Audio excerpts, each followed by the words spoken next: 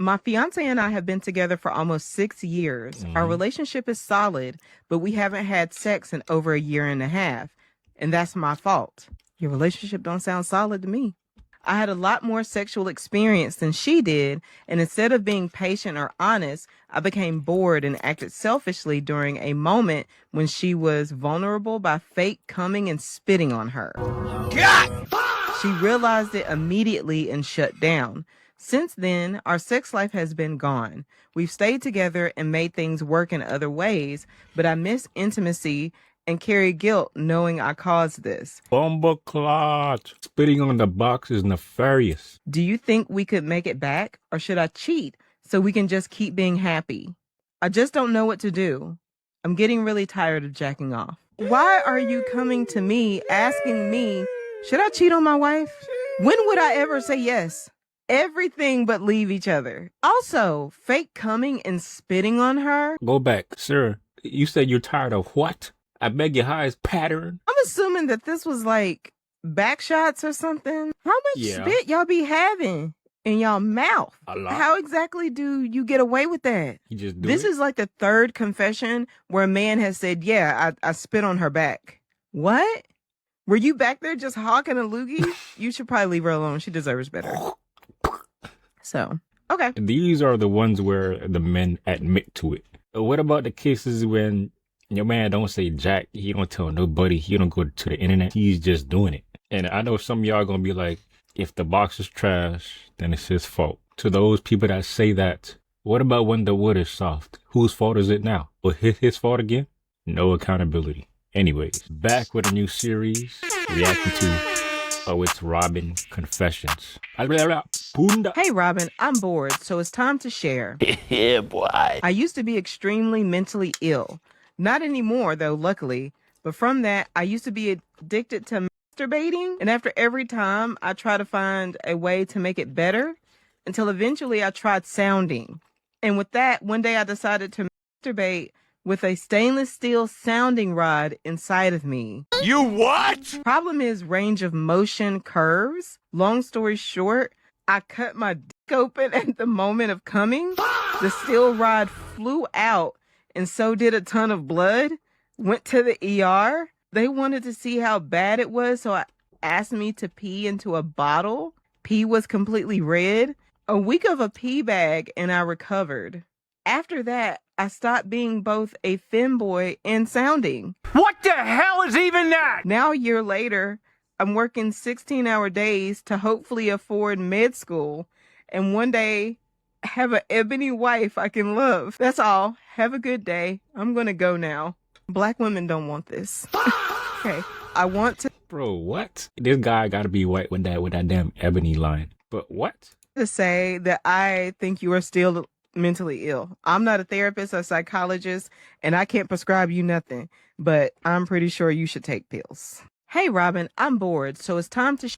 You need to try Jesus. And this man's introduction, I'm bored, so it's time to share. Sir, you got too much time on your damn hands. Now I see what the problem is. And then what the hell is a sounding rod? You know what? Next confession. Confession. A drug dealer used to have my phone number, so I regularly get calls from people asking for that good za. Last week, a lady texted and said, "Why did you nut in my pillowcase?" And I said, "I beg your goddamn pardon," to which she replied, "He nutted in my pillowcase and gave me a fake number." So yeah, that happened. In, not on, inside. Yes, apparently there's a drug dealer who is nutting in pillowcases. Watch out. Hide your pillowcases, okay? Hide them. Confession. I cheated on my boyfriend 3 years into our relationship and got pregnant by the guy. I ended up using my rent money to get the abortion and got evicted. I beg your pardon?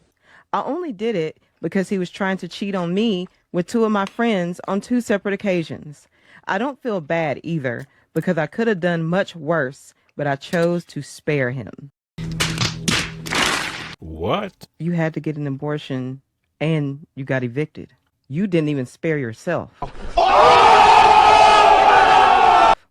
This wasn't a flex of any kind. What? Somebody commented, and I quote, Girl math. I got pregnant by somebody else from cheating, and I couldn't pay rent, so I got evicted. What? People are... oh, okay. My only question is, I'm just curious, how much worse could she have made it? What, raise the kid up and call it his? Anyways. Hey, Robin, this confession is a doozy. A few years ago, I ended up having sex with one of my married friends. It wasn't something I intended on happening, but it did. That always kills me when people say that. It was an accident. Or I didn't mean to do that. Yeah, you did. You did roll over. All right. Here's what happened. One day, my friend reached out to me and asked if I was busy and wanted to hang out. I wasn't home at the time, but told him that once I got home, I'd let him know. Sometime later, he came over. Now, usually us hanging out consists of us just smoking, talking, and joking around. But this time, the energy felt different. It felt awkward having him there. And before I knew it, he kissed me out of nowhere. After a couple of minutes of kissing, we were both naked, and we had some of the best sex I ever had. After it was done, I was completely satisfied but very confused. Before this happened, there was never any flirting or any overstepping of boundaries from either of us. Lies, and... But anyways, carry on. He's not an ugly guy. He's actually pretty attractive, but I had never looked or thought of him in a sexual manner. And I for damn sure didn't think he looked at me in that way. I felt really guilty because he is married, but damn, the dick was good and I needed it again. This went on for a few years inconsistently. Sometimes we went 3 to 6 months with no sex. One time, even a year. Damn. When we did have sex, it was usually because my other options weren't available and I knew he would be down for it. He was my last option only because I knew it shouldn't have been happening.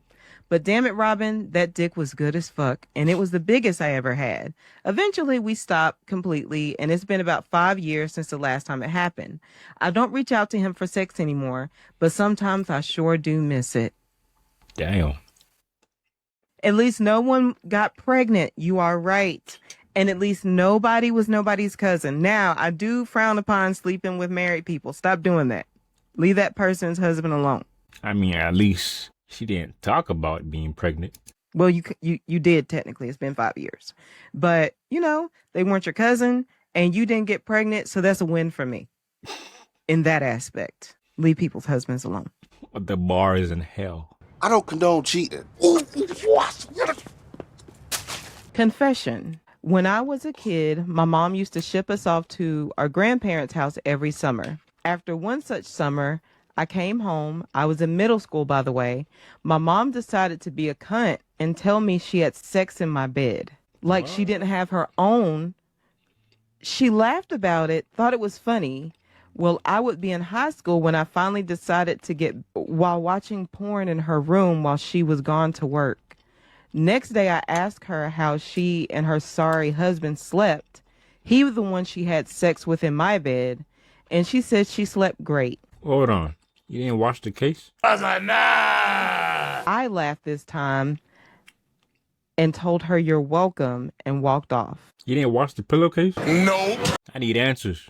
Damn it. This is for sure an unhealthy parent-child relationship. Because, like, even if somehow it was a mistake, she thought it was her room and went to your room instead. I don't know how the hell that's even damn possible. Maybe she was blind that day. And when they were done, they realized it was your room.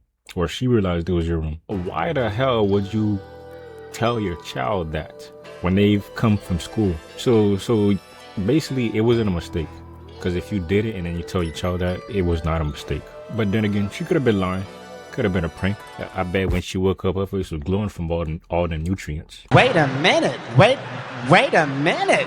Anyways, that was the last confession. Hope y'all like these confessions by Robin, by Oh It's Robin. If y'all want to see these confessions without my face, go to Instagram and type in _ Oh It's Robin with an M at the end and another underscore. Thank y'all for watching. Take care, be blessed, be great, and stop nutting all over people's pillowcases and to y'all parents. Stop smashing in y'all kids' bedrooms. And if you do it, don't tell them. Hey, yo!